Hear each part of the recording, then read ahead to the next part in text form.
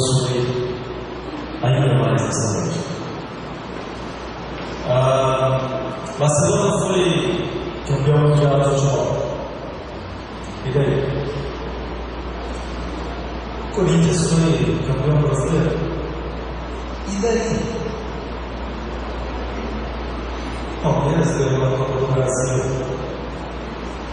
E daí? O Vasco foi rebaixado. E daí? Jesus veio. Aí já não dá para dizer mais. E daí? Não dá. Nesses últimos dias, a cristandade ocidental tem se envolvido, alguns a favor, até aqueles que são contra a celebração do nascimento do Redentor. Tem cristãos que dizem que não devemos celebrar o nascimento de Jesus porque a gente não sabe a data.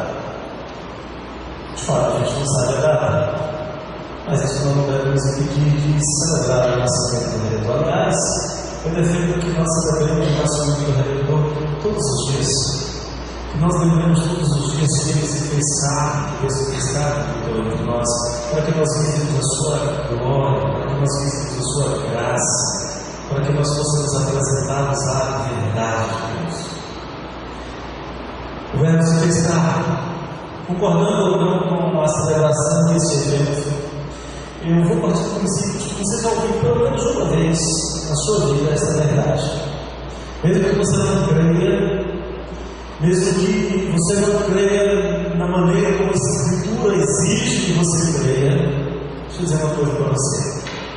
O Verbo ter tabernaculado entre nós, ter sido feito carne e andado entre nós, faz toda a diferença no final da tua vida. E a Bíblia diz uma coisa muito importante sobre isso. Diz que Jesus de Nazaré é o Verbo feito carne. E Jesus de Nazaré é o Cristo, é o Messias prometido, é o Filho de Deus que se fez homem. Você crê em Jesus? De que maneira você crê em Jesus? Você crê em Jesus como exige as Escrituras? Você pode se dizer parte daqueles que foram escolhidos dele para a salvação? Em que a fé em Jesus impacta a sua vida? Talvez você esteja pensando assim, ok, já ouvi falar de Jesus de Nazaré, já ouvi falar que ele é o Messias, já me disseram que ele é o Salvador prometido, já me disseram até que ele é o Verbo que se fez carne, e alguns chegam mesmo a negar que ele é o Filho de Deus. Mas como é que eu devo crer mesmo? E mais, se eu crer nele, em que isso vai influenciar a minha vida? Eu acredito que o único lugar que tenha resposta para essas perguntas é a Bíblia Sagrada. Quero convidar você a me acompanhar na leitura de um trecho da Bíblia. Eu quero te pedir que, por um momento, você suspenda os seus preconceitos, que você esqueça que talvez você já tenha rejeitado o ensino da Bíblia e que você ouça o que eu tenho a te dizer nessa noite a partir da seguinte premissa. E se isto for mesmo verdade? E se essa história, isso que eu vou ler agora, for mesmo verdade? E daí? Abra sua Bíblia em João capítulo 1, versos de 1 até o verso 14. João capítulo 1, versos 1 a 14, é um dos evangelhos que não registram os fatos a respeito do nascimento de Jesus. Mateus registra, Lucas registra, mas João parte de um outro princípio. João capítulo 1, versos de 1 até o verso de número 14, será o texto que servirá de base para o nosso estudo nesta noite. A palavra do Senhor nos diz assim: no princípio era o Verbo, e o Verbo estava com Deus, e o Verbo era Deus. Ele estava no princípio com Deus. Todas as coisas foram feitas por intermédio dele, e sem ele nada do que foi feito se fez. A vida estava nele, e a vida era a luz dos homens. A luz resplandece nas trevas e as trevas não prevaleceram contra ela. Houve um homem enviado por Deus, cujo nome era João. Este veio como testemunha para que testificasse a respeito da luz, a fim de todos virem a crer por intermédio dele. Ele não era a luz, mas veio para que testificasse da luz, a saber, a verdadeira luz que dá ao mundo e ilumina todo homem. O verbo estava no mundo. O mundo foi feito por intermédio dele, mas o mundo não o conheceu. Veio para que era seu, e os seus não receberam. Mas a todos quantos o receberam, deu-lhes o poder de serem feitos filhos de Deus, a saber, aos que creem no seu nome, os quais não nasceram do sangue, nem da vontade da carne, nem da vontade do homem, mas de Deus. E o Verbo se fez carne e habitou entre nós, cheio de graça e de verdade, e vimos a sua glória, glória como do unigênito do Pai. Senhor Deus, nós lemos a Tua palavra que é viva e poderosa e eficaz. A Tua palavra que nos traz uma verdade fundamental, decisiva, essencial para o nosso destino na terra. A palavra que nos traz a verdade de que o Verbo se fez carne e habitou entre nós. O Verbo manifestou a sua graça, a sua glória, a sua verdade entre nós. Pai, nós pedimos em nome de Jesus que o Senhor nos instrua, fala ao nosso coração, move o nosso coração, que é tudo que precisa ser quebrado, para que nós entendamos da maneira que o Senhor deseja, para que aceitemos aquilo que o Senhor nos oferece, para que recebamos maravilhosa, a grandiosa dádiva de crer no seu Filho Jesus. Obrigado, Senhor, por desejar, te louvamos, te agradecemos, em nome de Jesus. Amém. Quando João escreveu esse texto, quando João escreveu esse evangelho, ele já estava no finzinho da sua vida, por volta do ano 90, 96 talvez. Os outros apóstolos todos já haviam perecido, já haviam morrido. Alguns nós sabemos que morreram, outros nós não sabemos. Mas o fato é que todos eles, já podia ser dito: combateram o bom combate, completaram a carreira, guardaram a fé. E João, na idade avançada, se encontrava em Éfeso. Ele também podia dizer: olha, estou quase podendo dizer a mesma coisa. Ainda estou combatendo o bom combate. Tanto está combatendo que escreve este evangelho. Tanto está combatendo que ainda escreve 3 cartas e mais um livro, a Revelação, Apocalipse. Enquanto os demais haviam partido, estavam com Cristo, algo incomparavelmente glorioso. O Senhor julgou que João deveria ficar mais um pouco para o benefício da nossa fé. E assim foi. João escreve no momento em que a igreja enfrentava a perseguição. Não era mais a perseguição dos judeus, essa já havia cessado. Jerusalém já havia sido destruída cerca de 25 anos antes. Mas era uma perseguição onde as forças romanas, o império romano, buscavam destruir a igreja.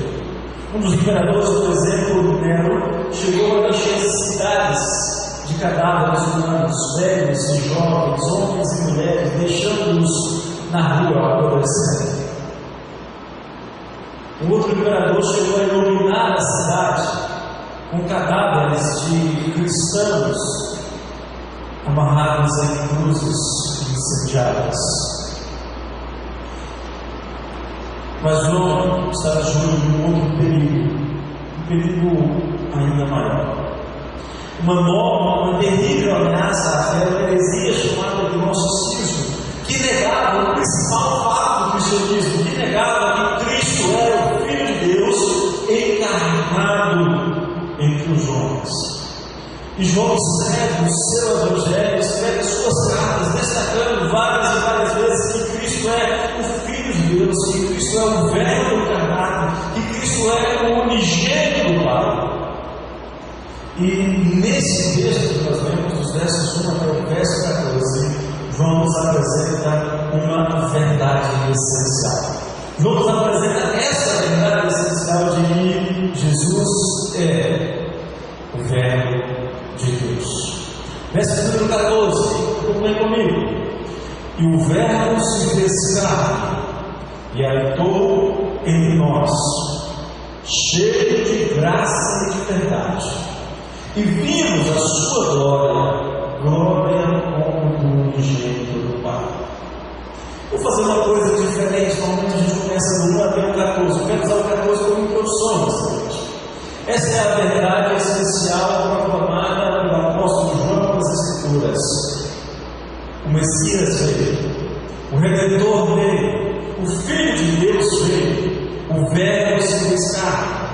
Isso poderia até parecer irrelevante para muitos, a menos que nós soubéssemos um pouco mais sobre a história.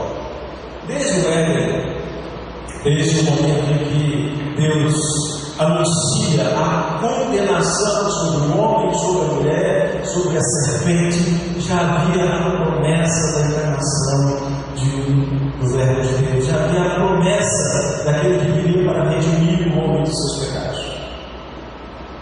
Essa promessa foi lembrada em diversas vezes. Foi lembrada por Moisés, foi lembrada por Davi, foi lembrada por Oséias, foi lembrada por Abacuque. Essa promessa deve ser lembrada de tempos em tempos pelos profetas. E essa promessa aconteceu. E João, ao escrever esse texto, ele está dizendo que os cristãos já anunciavam há 60 anos essa verdade. Cristo é o Verbo de Deus, Cristo é o Deus eterno, Cristo é o Verbo encarnado, aquele que manifesta a glória de Deus, aquele que manifesta a graça de Deus, aquele que nos revela tudo o que nós precisamos saber sobre Deus. Essa é a verdade fundamental que João nos ensina nesse texto. Sobre ela nós vamos meditar um pouco mais nessa noite. João está dizendo que em Cristo nós encontramos a revelação da graça de Deus. João está dizendo que em Cristo nós encontramos a resposta para as duas das principais necessidades que nós temos. Por exemplo, tem gente que fica buscando a aprovação de Deus através da justiça própria. E nós sabemos que não conseguimos ser justos o tempo inteiro. Então, João diz: Jesus manifesta a graça de Deus. Ao invés de você ficar lutando, achando que você tem que conseguir justificar-se, você não consegue. João diz: olha para Jesus, Ele é a graça de Deus. Ou então, alguns que não conseguem, alguns que já perceberam que não conseguem ser justos o tempo inteiro, podem até ficar desesperados. João diz: olha para Jesus. Jesus é a graça de Deus. Você não precisa se desesperar, porque Jesus te oferece gratuitamente a salvação. Ele é o vivificador dos mortos, daqueles que estão mortos em seus delitos e pecados. Sabemos dessas verdades. Como você tem relacionado essa verdade de que Jesus manifesta a graça de Deus na sua vida? Como a glória de Cristo tem iluminado os seus passos? Será possível que você consiga ficar impassível sem tomar uma atitude diante dessa verdade? Até porque a palavra do Senhor, o próprio Jesus, afirma que não é possível ficar acima de um muro em relação a isso. Ou você crê que Cristo é o Filho de Deus, ou então você é contra o Filho de Deus. Jesus disse em Mateus 12. O que você vai fazer diante do anúncio de que Jesus é Filho de Deus? Versos 12 e 13 nos dizem que você pode agir diante do anúncio da encarnação de Cristo crendo. O texto diz assim: mas a todos quantos o receberam, deu-nos o poder de serem feitos filhos de Deus, a saber, aos que creem no seu nome, os quais não nasceram do sangue, nem da vontade da carne, nem da vontade do homem, mas de Deus. Essa é a maneira mais correta, mais adequada, mais frutífera para você agir diante do anúncio da encarnação do Verbo de Deus. Crendo, porque somente crendo nele você pode ter vida eterna. Sem crer em Cristo, por mais bem intencionado que você seja, por mais que você corra, que você ande de um lado para o outro, que você ajunte, e ajunte mais ainda, e ajunte mais um pouco, qual o sentido de ajudar tanto, de fazer tanto, se ao final a sua vida se resume a nascer, crescer, alguns conseguem se reproduzir e não morrer? Qual sentido você está correndo de um lado para o outro, se esforçando tanto, se daqui a pouco você vai morrer, pura e simplesmente morrer? Tem gente que já conseguiu juntar muito mais do que vai conseguir gastar, e daí, quando chegar o dia e morrer? Mas João diz que Jesus é o Verbo que estava no mundo, Jesus é o Verbo que fez o mundo, Jesus é aquele que veio para manifestar a graça de Deus. João disse que você foi feito por intermédio de Jesus, que você só existe porque Jesus quis que você existisse, que você só está aqui porque Jesus quis criar você. Mas diz algo mais especial ainda. Diz que Jesus é aquele que pode fazer de você um filho de Deus. Talvez você já tenha ouvido alguém dizendo assim: todos são filhos de Deus. Talvez você pense essa frase brincadeira, mas não é. Quem diz isso para você está mentindo. Quem diz que todos são filhos de Deus é um mentiroso, porque as Escrituras dizem que todos nós somos criaturas de Deus. E antes de conhecermos a Deus, nós somos filhos, sim, não de Deus, mas filhos da ira. Sem Jesus, o que nós somos é filhos da ira. Mas se você receber o Verbo de Deus, Cristo como seu Senhor, Cristo como seu Salvador, se você crer em Cristo como o Filho de Deus e seu Salvador, então você deixa de ser filho da ira e passa a ser filho de Deus. Existe outra maneira? Não existe outra maneira. Talvez você tenha um pouco de dúvida e me pergunte: e aqueles que um dia estavam na igreja, diziam que creem, hoje não estão mais? A resposta é: eles nunca nasceram de novo, eles nunca creram realmente. Você não tem que se preocupar com eles, você não pode salvá-los, mas o que você pode fazer é anunciar-lhes a Cristo como Senhor. Você tem que preocupar com você, com a sua vida, com a sua salvação. E se você realmente crê em Jesus, e se você verdadeiramente receber o Verbo como o seu Senhor e Salvador, se você crê em Jesus, você passou. Se você crê em Jesus, você passou da morte para a vida. Você não precisa temer as ameaças do mundo, você não precisa ceder quando o mundo ameaçar os seus cristãos do primeiro século, no segundo século, no terceiro século, e muitos cristãos hoje em dia, diante dessas ameaças, alguns têm ameaça na sua vida, e alguns estão efetivamente morrendo pelo fato de serem cristãos, eles não temem as ameaças e continuam dizendo: creio em Jesus. Eles podem permanecer firmes e inabaláveis. Mais do que muitos cristãos aqui no Brasil, aqui no Pará, aqui em Chihuahua, que quando tem a sua fé provada, muitos têm simplesmente negado na prática que creem em Jesus. A primeira coisa que você pode fazer diante do anúncio de que Jesus é o Verbo de Deus é crer. A segunda coisa que você pode fazer é rejeitar. Versos 4 a 11 diz assim: a vida estava nele e a vida era a luz dos homens. A luz resplandece nas trevas e as trevas não prevaleceram contra ela. Houve um homem enviado por Deus cujo nome era João. Este veio como testemunha para que testificasse a respeito da luz a fim de todos virem a ter o eterno. Ele não era luz, mas veio para que testificasse da luz, a saber, a verdadeira luz que dá ao mundo iluminar a todo homem.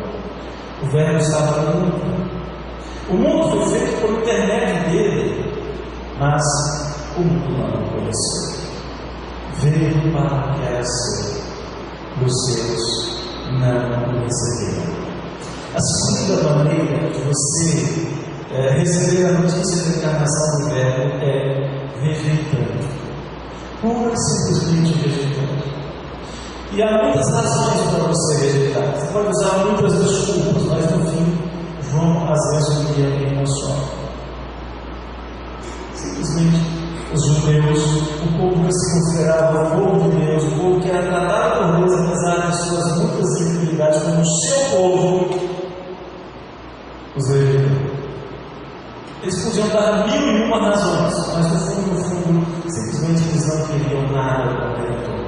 Alguns tinham razões patrióticas, outros tinham razões religiosas, mas quando Jesus disse para eles que no fundo é porque eles tinham corações endurecidos, que no fundo eles tinham uma religião hipócrita, que no fundo eles simplesmente odiavam o Filho de Deus, o enviado por Deus, que na verdade eles eram filhos da Bíblia, filhos do diabo, eles mostram que de fato era isso mesmo, porque eles planejavam matar Jesus. No fundo, a grande razão é que eles não queriam mudança em suas vidas, eles não queriam viver para a glória de Deus, eles não queriam viver diante da luz, eles não queriam que os seus corações fossem desnudos, eles não queriam que as suas práticas religiosas fossem denunciadas apenas como práticas que haviam aprendido maquinalmente e eram simplesmente hipócritas. Eles não experimentaram, apesar do anúncio de João, apesar do anúncio de Jesus, eles não experimentaram o arrependimento dos seus pecados, embora alguns fizessem os benefícios da religião. A luz estava diante deles. João avisou que a luz estava chegando. A luz brilhava. Se alguns fossem cegos, tinha a voz que clama no deserto, dizendo: a luz está aí. Mas mesmo assim, eles não quiseram ouvir a voz que falava no deserto. Eles não quiseram ver a luz brilhar ao invés de seus preferidos se esconder. E João denunciou isso no capítulo 3, verso 20. Todo aquele que pratica o mal aborrece a luz e não se chega para a luz, a fim de não serem ardidas as suas obras. Passaram-se 2000 anos e as reações dos homens continuam sendo as mesmas. Por quê? Porque o homem continua correndo de Jesus, porque o seu coração mudou. Porque o coração do homem que era enganoso, que era desesperadamente corrupto nos dias de Jeremias, era o coração enganoso e corrupto nos dias de João e continua sendo o coração enganoso e corrupto nos nossos dias. Coração que não quer mudança na sua vida, corações que não querem deixar as obras infrutíferas das delas. Eu não posso deixar de te dizer, que seja só mais uma vez, e te lembrar só mais uma vez o que o Senhor Jesus é capaz de fazer. Ele abriu olhos dos cegos para que eles vissem. Ele pode abrir os seus olhos para que você veja a luz que está diante de você e pela fé você possa crer nele como Filho de Deus. Ele pode lhe dar um novo coração, tirando esse coração enganoso e corrupto. Ele pode te fazer nascer de novo. E para você que já nasceu de novo, Ele pode fazer a sua luz brilhar diante de você, para que você possa continuar olhando firmemente para o autor e consumador da fé. Não se desvie nem para a direita nem para a esquerda. Como reagir diante desta maravilhosa informação de que Jesus é o Verbo de Deus vivo ao mundo? Você pode crer. Você pode simplesmente rejeitar. E você pode pegar essa informação e colocar no seu estante e dizer: ok, eu tenho mais uma informação. Vamos dizer o seguinte: você pode receber o anúncio da encarnação como mera informação. No princípio era o Verbo, e o Verbo estava com Deus, e o Verbo era Deus. Ele estava no princípio com Deus, todas as coisas foram feitas por intermédio dele, e sem ele nada do que foi feito se fez. Eu acredito que um dos grandes problemas do século XXI, um dos nossos grandes problemas, não é falta de informação. Eu acho que é o contrário. Eu acho que nós temos informação até demais.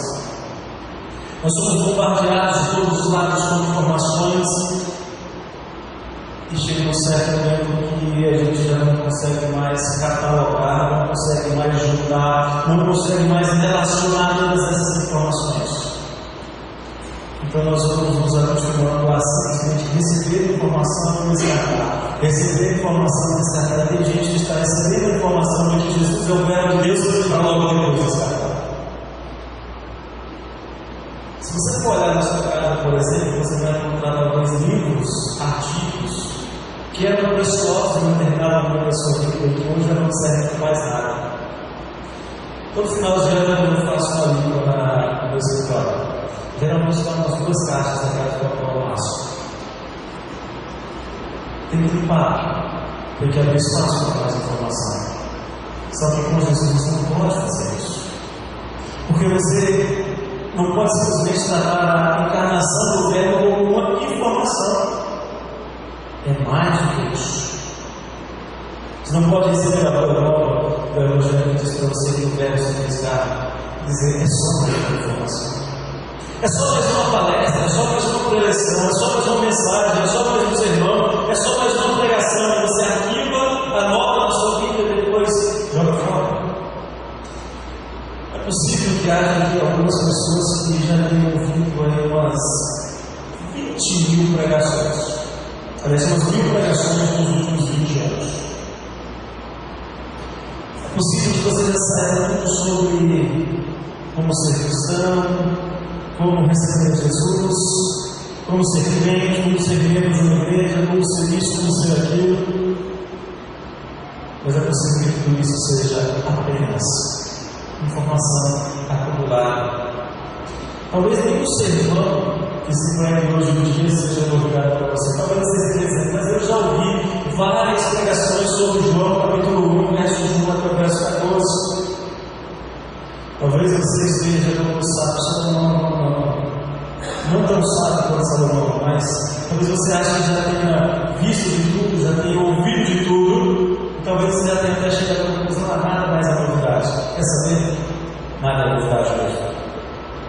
A mensagem que nós pregamos sobre o verbo que se fez carne ainda é a velha mensagem sobre o verbo que se fez carne. Ainda é a mesma mensagem que João pregava dizendo que o Deus eterno alegou todo o tempo. Ainda é a mesma mensagem que diz que o Senhor Davi experimentou a morte para a eternidade mortal. Ainda é a mesma mensagem. Ninguém melhor do que o autor dessa mensagem sabe que o seu coração é igual ao coração de um judeu do século I. Você tem mais tecnologia do que ele. Você tem acesso a mais informações sobre os mais diversos assuntos. Mas e daí? O que está fazendo diferença na sua vida? A velha mensagem é: Jesus é o verbo eterno de Deus. Ele é o que ele é o princípio. Ele é aquele que origina todas as coisas. Ele é aquele que fez com que você existisse. Isso é a mais relevante de todas as informações. O que você vai fazer com isso? Não é de mero conhecimento que você precisa, mas de conhecer o Redentor. Até mesmo cristãos, às vezes, estão adquirindo conhecimento religioso sem produzir fruto nenhum. É por isso que o profeta Isaías nos chama a conhecer e prosseguirmos a conhecer o Senhor. Para que a gente possa crescer, conhecer mais e confiar mais. Aí você pode estar perguntando o seguinte: ok, eu vou acreditar que o verbo se fez carne. E daí? Talvez você esteja disposto a rejeitar o testemunho das Escrituras a respeito de Jesus. Talvez você não acredite que a Bíblia seja verdadeira. Ou se você não acredita que a Bíblia é verdadeira, então você está sozinho. Você está abandonado à sua própria sorte. Você está como aqueles homens que a Bíblia descreve, que dizem assim: olha, comamos e bebamos, amanhã morreremos. Se você estiver certo, só lhe resta nada. Só lhe resta um dia deixar de existir. E se isso for mesmo que vai acontecer, ainda seria a melhor opção para você. Você não seria.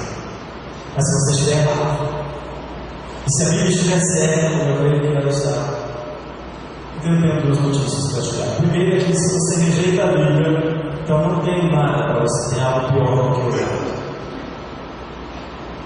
Se eu deixo minha perna na luz, é o dor, é o sofrimento, é o inferno. Mas a segunda notícia é que você ainda não morreu, é que você está aqui. Você ainda pode ouvir o gracioso convite do Senhor. Você ainda pode obter vida, ainda pode obter gozo eterno na presença do Senhor. Você ainda pode ouvir o Senhor dizer no seu coração: inclinar os ouvidos e vigiar, ouvir a nossa alma virar, porque convosco farei uma aliança perpétua e consentirá as fiéis misericórdias prometidas a Davi. Eu parto do pressuposto de que a Bíblia é verdadeira, de que o Verbo se fez carne e que veio para salvar pecadores exatamente iguais a mim e a você. Nesses últimos dias, celebramos o Natal. Muitos celebraram o Natal que não vale absolutamente nada, completamente irrelevante, porque o motivo da celebração foi esquecido. Não que nós celebremos a data do nascimento de Jesus, não que nós celebremos o aniversário de Jesus, não. Nós celebramos a encarnação do Verbo. E a celebração não pode ser restrita a um simples dia, a um simples momento, especialmente explorados pela mente e pelo comércio. Nós celebramos a entrada do Salvador na nossa história, celebramos o fato de que ele assumiu a nossa natureza. E celebramos que por causa da sua carne, por causa do seu sangue, nós temos acesso a Deus.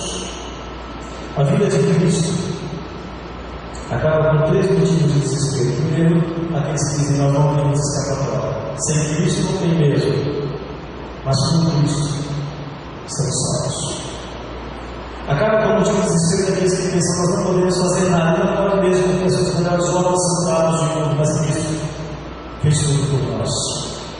Acaba com o desespero daqueles que acham que não tem segurança, e o nosso Criador daqui a pouco eu faço a coisa certa, então eu faço a coisa errada. Mas esse sempre mesmo. Mas nós somos apresentados a Deus pela obra de Cristo e não pelas nossas obras. Assim quero desafiar você a pensar da seguinte maneira: como eu posso viver de maneira que celebrar o nascimento do Redentor faça sentido? Como eu posso viver de maneira que a encarnação do Verbo faça sentido na minha vida? É simples. Você precisa entender que por causa da encarnação do Verbo, você que o recebeu, ou você que já o recebeu, você foi livre da condenação e da morte eterna. Você pode descansar nas mãos do Senhor. Você pode não passar a viver uma vida de demonstração de gratidão aos seus olhos. Por causa da encarnação de Jesus, você que o recebeu, você que já o recebeu, você que antes não podia fazer nada para obter salvação, nada para obter a vida eterna, agora você a obtém, você a tem obtida de graça. Por causa da encarnação do Verbo, você que o recebeu, você que já o recebeu, você que antes tinha pavor da morte, agora pode confiar na graça do Senhor, viver em novidade de vida. Por causa da encarnação do Verbo, você pode desmerecer o pior dos destinos e estar em paz com Deus. Você pode, mesmo merecendo ser lançado no abismo do inferno, você pode agora viver em comunhão com Deus e com os homens, porque afinal de contas, esta é a essência do Natal. Não é o Panetone, não é o Papai Noel, não são as luzes, não é a árvore de Natal. A essência do Natal é glória a Deus nas maiores alturas e paz na terra entre os homens a quem Ele quer. Não há nada, queridos, não há nada que glorifique mais a Deus na terra e nos céus do que a salvação de um pecador. Porque alguém dizer: eu creio que Jesus é o Verbo de Deus, eu creio que Jesus é o Filho de Deus, eu creio que Jesus é o meu Senhor, o meu Salvador, eu creio que Ele é o meu Salvador, Ele me livrou da condenação, mas eu creio também que Ele é o meu Senhor e me conduz dia a dia em todas as atitudes que eu venho. Eu não preciso temer a morte, Ele venceu a morte por mim. Eu não preciso temer o inferno, porque Ele me livrou da condenação do inferno e me deu vida. Eu não preciso temer o diabo, porque o diabo é um inimigo derrotado, que já teve a sua cabeça esmagada pelo Filho do homem, pelo Filho de Deus. Eu creio, isso me traz alegria. Eu creio, isso me traz paz. Eu creio, isso me traz segurança. Ele veio.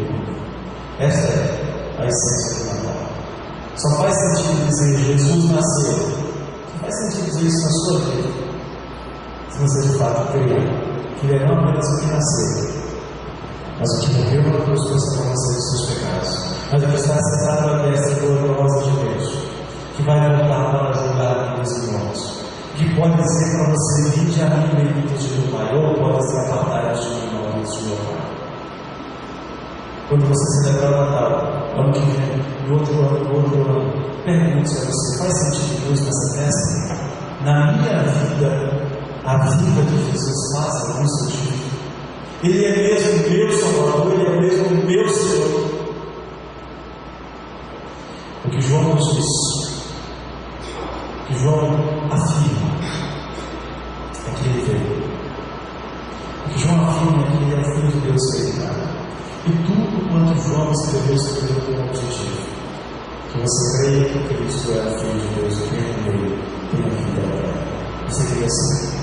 Eu convido você para abaixar a sua cabeça, para fechar os seus olhos, e para que nós possamos orar ao Senhor. Se você entrou aqui, se você já cria em Cristo,